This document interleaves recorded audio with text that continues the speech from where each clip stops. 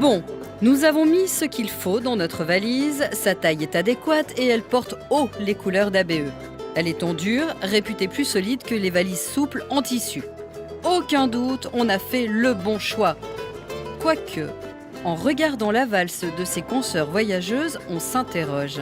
Est-ce qu'en matière de petite dure, il y aurait des degrés de solidité ? Alors avant de réserver notre vol, on a fait un petit détour en Valais, dans le local de stockage de Swiss Bags, un vendeur multimarque de bagages mais aussi fabricant. Et là, on a appris qu'en matière de coque, il y a deux grandes familles à choix. Les deux matières phares sont le polycarbonate et le polypropylène. Là, par exemple, on a un exemple d'une valise en polycarbonate. Elle est brillante. C'est le type de matière qui va être utilisé par la plupart des fabricants de bagages rigides.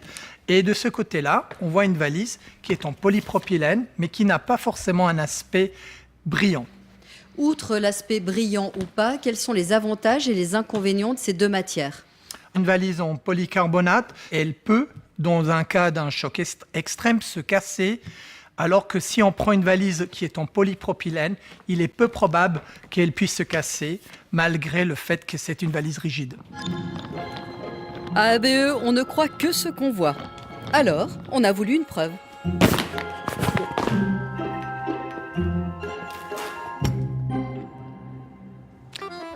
Depuis 30 ans, la valise a pris des couleurs, gagné en légèreté et solidité.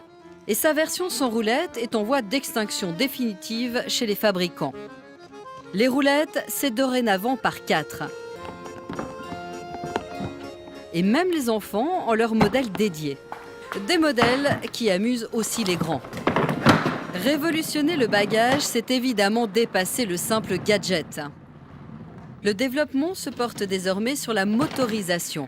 Difficulté, gérer le poids et la taille pour que ces bagages du futur soient acceptés en cabine.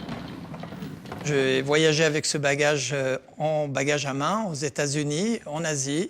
Par contre, pour l'instant, en Europe, c'est officiellement pas un bagage à main. Il faudra faire peut-être quelques modifications. Pourquoi en Europe ça passe pas et aux États-Unis, en Asie, ça pose pas de problème ? Alors, les normes américaines et des fois en Asie sont de 22 pouces.